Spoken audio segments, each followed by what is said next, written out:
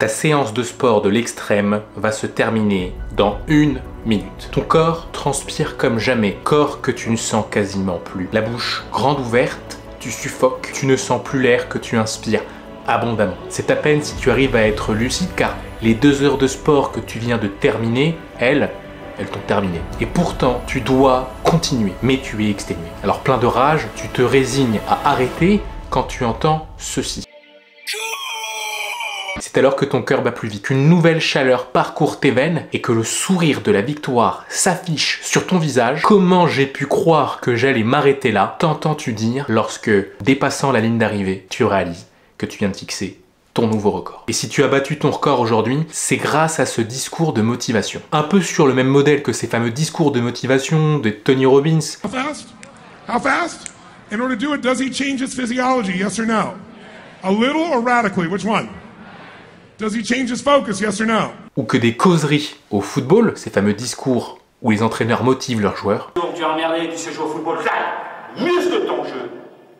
Muscle ton jeu, Robert. Si tu muscles pas ton jeu, fais attention. Le discours de motivation, c'est ce discours qui permet de passer à l'action. Ils ont le pouvoir de transformer votre public et aujourd'hui ce pouvoir, j'aimerais que vous le maîtrisiez. Je veux que vous arrêtiez de les écouter et que vous commenciez à les délivrer. Pour ça, nous allons avoir besoin de 3 techniques. 3 techniques pour réaliser des discours de motivation que l'on va puiser dans la culture épique qui est celle de la culture de Dragon Ball Z, ce fameux manga culte, et on va aller puiser dans 3 des plus cultes moments de la série Dragon Ball Z. Et c'est parti.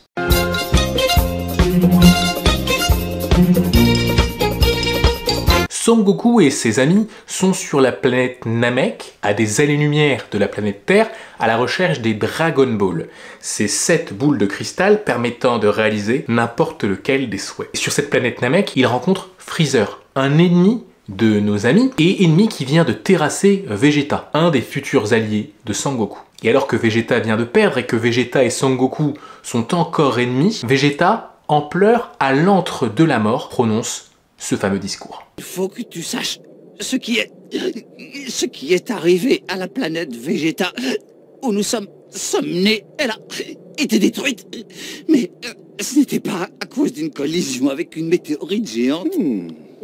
C'était à cause de Freezer. C'est lui le responsable. En plus du ton émotionnel, le premier élément du discours motivationnel de Vegeta, c'est la sidération. Lors de vos discours de motivation, vous ne devez pas vous limiter à une accroche captivante, mais vous devez choquer le public. Vous devez le sidérer. Il faut m'écouter, je t'en prie, Kakarot.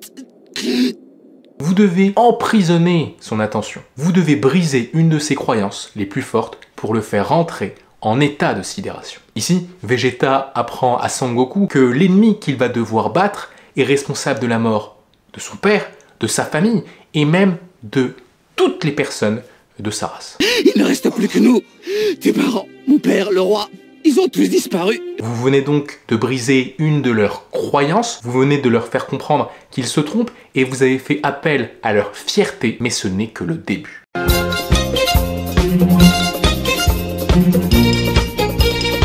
Plus tard, dans la série Dragon Ball Z, dans l'arc Cell, Sangohan, le fils de Sangoku, va être mis à l'honneur. Sangohan est sur le point de se battre face à Cell, et d'après Sangoku son père, il a toutes les chances de battre ce grand méchant. Oui, mais voilà, Sangohan est un non-violent. Il refuse de se battre, et vu qu'il ne veut pas réellement se battre, il n'a pas ses chances face à Cell. En parallèle, dans cet arc, C-17, un cyborg qui a été créé par le docteur Gero, est un des plus forts cyborgs qui existent. Et un peu comme Sangohan, il se refuse à utiliser la force pour se battre. C'est au fond le seul cyborg pacifiste. Lui qui est normalement incapable de se battre, il est sur le point de terrasser Cell lorsque, coup de théâtre, il se fait éventrer par ce dernier. Ne reste alors que sa tête gisant sur le sol, moment où il délivra à Sangohan l'un des discours les plus épiques de la série. Sangohan. Parfois il faut savoir se battre. Quand c'est pour une bonne cause. L'humanité compte sur toi. Tu n'as pas le droit de la décevoir. Laisse aller ta colère. Laisse-la aller. Viens au secours de ceux qui t'aiment. Promets-moi d'épargner la nature et les animaux. Je ne vous oublierai jamais. J'ai confiance. Tout ça avant de se faire piétiner par Cell. L'éthos, c'est la crédibilité de l'orateur théorisée par Aristote. C'est ce qui va faire qu'on va vous croire, que l'on va vous considérer, vous donner du crédit. Or, ici, l'éthos de C17, c'est de tout faire pour ne jamais choisir la violence, d'être profondément non violent, tout comme Sangohan. Alors quand même C17 en vient à dire à Sangohan qu'il faut parfois se battre, qu'il faut parfois utiliser la violence pour se défendre, qu'on a le droit d'être en colère, et qu'il fait appel à l'humanité pour élever les enjeux, et qu'il joue sur le pathos, c'est-à-dire les valeurs de Sangohan, en lui demandant ultimement de prendre soin de la nature et des animaux, c'en est trop. Il en aura dit assez pour transcender Sangohan dans cette scène épique qui allait marquer toute une génération.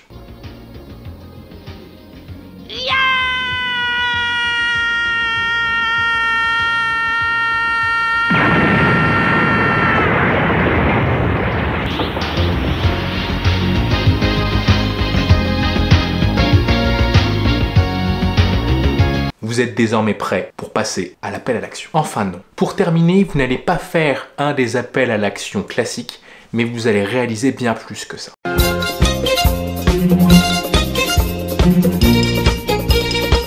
Vous devez utiliser des formulations impératives, un vocabulaire plein d'injonctions, bref, de véritables sommations. Pas de plan B, pas d'alternative possible. Votre public doit comprendre qu'il n'y a pas de solution autre que celle que vous leur proposez. Et d'ailleurs, votre public doit sentir que vous êtes leur premier fan. Et c'est précisément ce que fait de nouveau notre ami Vegeta dans la série Dragon Ball Super, suite de Dragon Ball Z. Le dieu des dieux a organisé un grand tournoi de combats d'arts martiaux entre les 12 univers connus du monde de Dragon Ball Super. Les meilleurs guerriers de chaque univers y participent. Et le point d'acmé de ce combat arrive lorsque Sangoku se retrouve face au meilleur combattant des autres univers, Jiren. Alors que Sangoku a réussi à briser ses limites et à réaliser une nouvelle transformation, il est désormais à court d'énergie et est sur le point de se faire terrasser, lui et son univers, par Jiren. Jiren est donc sur le point d'asséner le coup de grâce à Goku lorsque Vegeta, qui s'était déjà illustré dans le discours de motivation sur Namek plusieurs dizaines d'années plus tôt, réitère.